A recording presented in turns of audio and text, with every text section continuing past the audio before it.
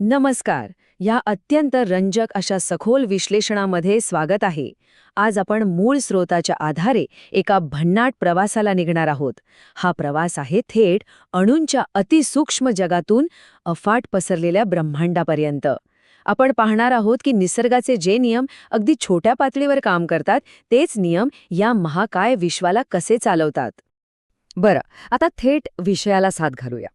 कधी विचार केलाय की डोळ्यांना न दिसणाऱ्या सूक्ष्म क्वांटम जगाचे ते विचित्र आणि गुंतागुंतीचे नियम थेट ताऱ्यांचे आणि आकाशगंगांचं भविष्य कसे ठरवू शकतात?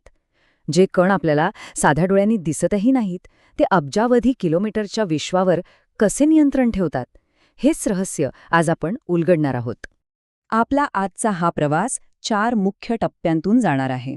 सुरुवातीला आपण क्वांटम जगाचे विचित्र नियम समजून घेऊ. त्यानंतर अनेक विश्वे आणि त्यातील दुवे पाहू. मग हे नियम आपल्या सूर्यमालेला कशी ऊर्जा देतात ते बघू.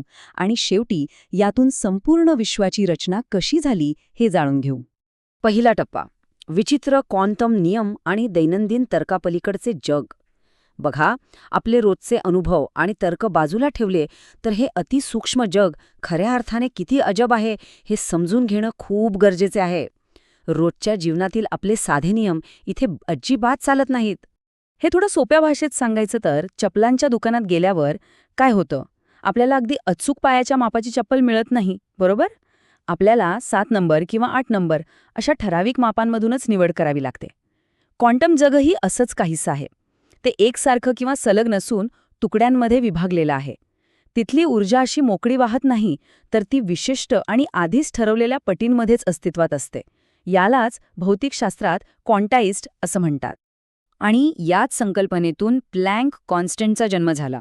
हे खरोखरच खूप भारी आहे. गरम वस्तूंमधून बाहेर पडणाऱ्या ऊर्जेचं गूढ सोडवण्यासाठी मॅक्स प्लँक यांनी हा सिद्धांत मांडला की ऊर्जा ही नेहमी क्वांटाचा म्हणजेच ठराविक तुकड्यांच्या रूपात असते. आणि विशेष म्हणजे काय माहितीये, याच मूलभूत कल्पनेचा वापर करून पुढे अल्बर्ट आइन्स्टाईन यांनी ऊर्जा क्वांटाइज्ड असते हे सिद्ध केले आणि त्यासाठी त्यांना चक्क नोबेल पारितोषिकही मिळाले. आता विज्ञानाच्या इतिहासातली एक मज्जा सांगतो. 1906 मध्ये जे थॉम्सन यांना नोबेल मिळालं, कारण त्यांनी इलेक्ट्रॉन हा एक कण असल्याचं सिद्ध केलं होतं. पण गंमत बघा, त्यांचेच चिरंजीव जॉर्ज थॉम्सन यांनी 1937 मध्ये हे सिद्ध केलं की इलेक्ट्रॉन हे कण नसून लाटा किंवा तरंग आहेत, आणि त्यासाठी त्यांनाही नोबेल मिळालं. आता प्रश्न पडतो की हे कसं शक्य आहे? दोन्ही गोष्टी परस्पर विरोधी वाटतात ना? पण हाच तर क्वांटम जगाचा पाया आहे, ज्याला वेव्ह पार्टिकल ड्युअॅलिटी किंवा तरंग कण दुहेरी स्वरूप म्हणतात. बरं, प्रकाशाला लाट आणि कण असे दोन्ही मांडणं ही फक्त पुस्तकातली थिअरी नाही बरं का. याचा प्रत्यक्षात खूप मोठा उपयोग होतो. जेव्हा प्रकाशाचे कण, ज्यांना आपण फोटॉन म्हणतो, एखाद्या वस्तूवर आदळतात तेव्हा ते चक्क दाब निर्माण करतात. विचार करा, या दाबाचा वापर करून सोलार सेल्सच्या मदतीने अंतराळयाने चालवली जाऊ शकतात. अगदी B612 फाउंडेशनसारख्या संस्था तर असंही सुचवतात की भविष्यात पृथ्वीकडे आदळायला येणाऱ्या धोकादायक लघुग्रहांची दिशा बदलण्यासाठी सुद्धा या प्रकाशाच्या दाबाचा वापर होऊ शकतो. आहे की नाही कमाल?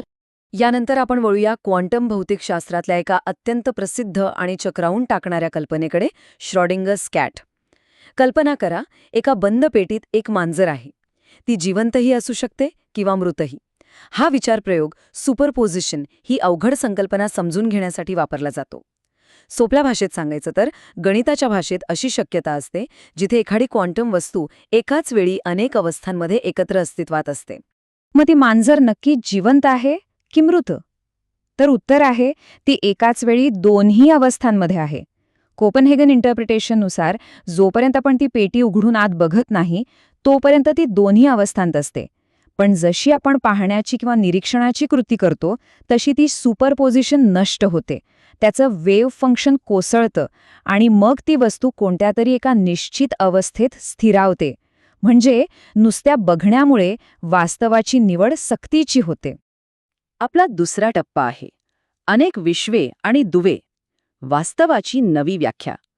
आधुनिक भौतिकशास्त्रात जेव्हा आपण नुसत्या बघण्यामुळे वास्तवात फरक पडतो यावर प्रश्नचिन्ह उभे करतो, तेव्हा गोष्टी अजूनच रंजक होतात. इथे मुख्यत्वे 2 वेगवेगळे दृष्टिकोन आहेत. मगाशी पाहिल्याप्रमाणे कोपेनहेगन इंटरप्रिटेशन म्हणतं की पाहणाऱ्याची म्हणजेच निरीक्षकाची उपस्थिती गोष्टींना एक आकार देते. पण याला एक फाटा आहे, मेनी वर्ल्ड्स इंटरप्रिटेशन किंवा अनेक विश्वांचा सिद्धांत. हा सिद्धांत सांगतो की इथे कोणाही निरीक्षकाची अजिबात गरज नाही. जेव्हा कोणतीही घटना घडते तेव्हा वास्तवाचे अनेक तुकडे होतात आणि त्यातून अनेक स्वतंत्र विश्वे तयार होतात. डिकोहेरन्स नावाच्या एका प्रक्रियेतून हे क्वांटम स्तरावरील गुंतागुंतीचे वास्तव सुटे होते आणि कोणीही न बघताही आपल्या रोजच्या जगात त्याचं रूपांतर होते. बरं, इथून पुढची संकल्पना तर अगदी डोके चक्रावून टाकणारी आहे, क्वांटम एन्टँगलमेंट.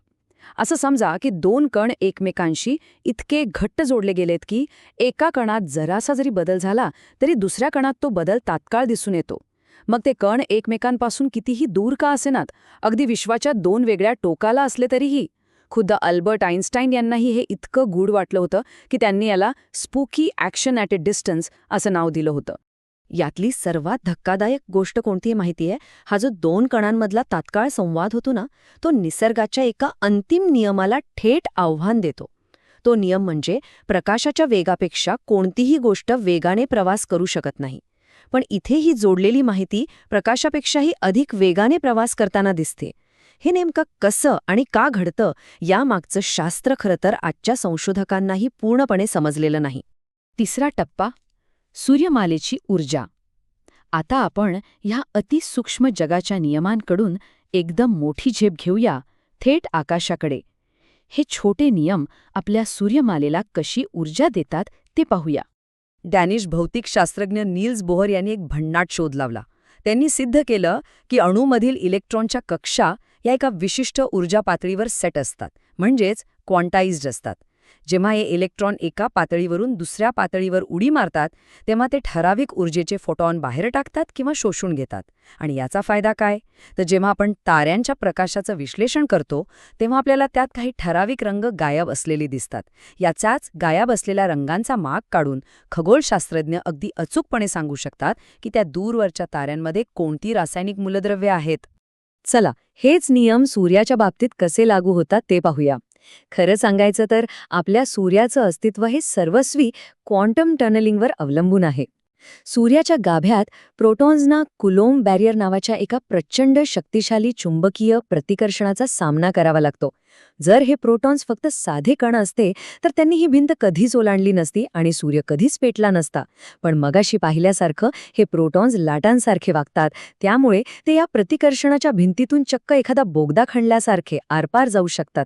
यालाच क्वांटम टनलिंग म्हणतात. आणि यामुळेच अणूंचे संमिलन शक्य होऊन आपला सूर्य असा तेजस्वीपणे प्रकाशतो. पण जेव्हा एखाद्या ताऱ्याचं इंधन संपतं तेव्हा काय होतं? साहजिकच गुरुत्वाकर्षण त्या मृत ताऱ्याला स्वतःच्याच आत चिरडण्याचा प्रयत्न करतं. पण तिथेही क्वांटम भौतिकशास्त्राचा एक नियम मदतीला धावून येतो. तो म्हणजे पावली एक्सक्लुजन प्रिन्सिपल. या नियमानुसार एकाच अवस्थेत एकापेक्षा जास्त इलेक्ट्रॉन राहूच शकत नाहीत.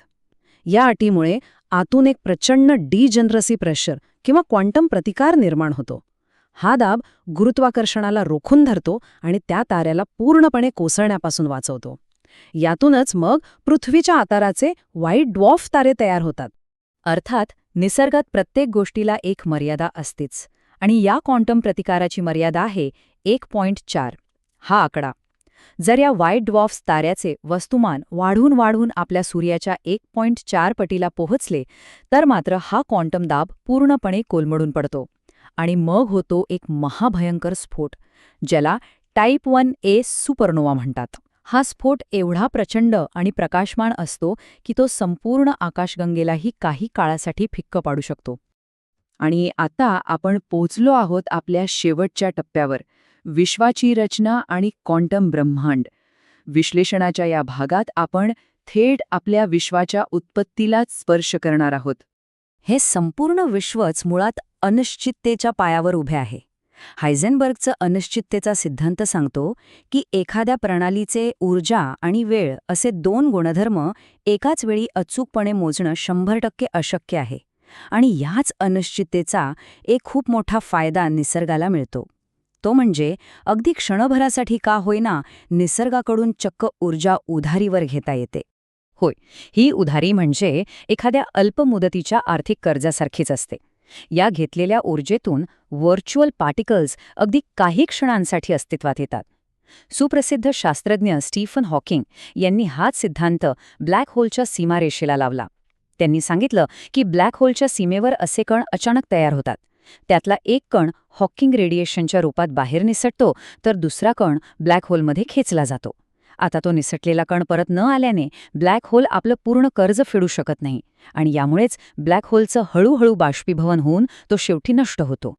आता आपण विश्वाच्या विस्ताराची कालरेषा पाहूया. हे खरोखरच अंगावर काटा आणणार आहे. बिग बँगच्या अगदी सुरुवातीला सर्व काही फक्त एका बिंदूत एकवटलेले होते. पण त्यानंतर एका सेकंदाच्या ट्रिलियनव्या भागात इन्फ्लेशन नावाची एक भन्नाट प्रक्रिया घडली आणि हे विश्व 10⁸ इतक्या प्रचंड पटीने फुगले. विचार करा, एका अणुपेक्षाही लहान असलेल्या विश्वाने एका क्षणात द्राक्षा एवढा आकार घेतला. आणि आज तब्बल 13.8 अब्ज वर्षानंतर आपण हे अफाट पसरलेलं विश्व पाहत आहोत. या सगळ्याचा अर्थ काय माहितीये? अगदी सुरुवातीला बाल्यावस्थेत हे विश्व एका अणुपेक्षाही लहान होतं. त्यामुळे तिथे हायझनबर्गचे क्वांटम फ्लक्च्युएशन्स प्रचंड प्रभावी होते.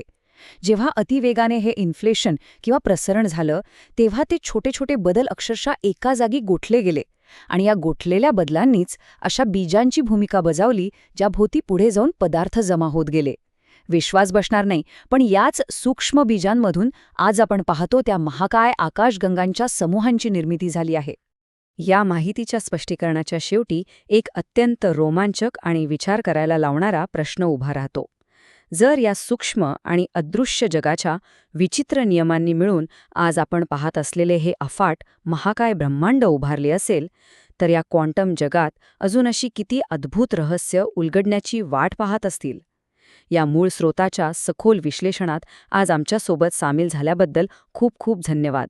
नेहमी असेच जिज्ञासू रहा आणि नवीन गोष्टी शिकत रहा.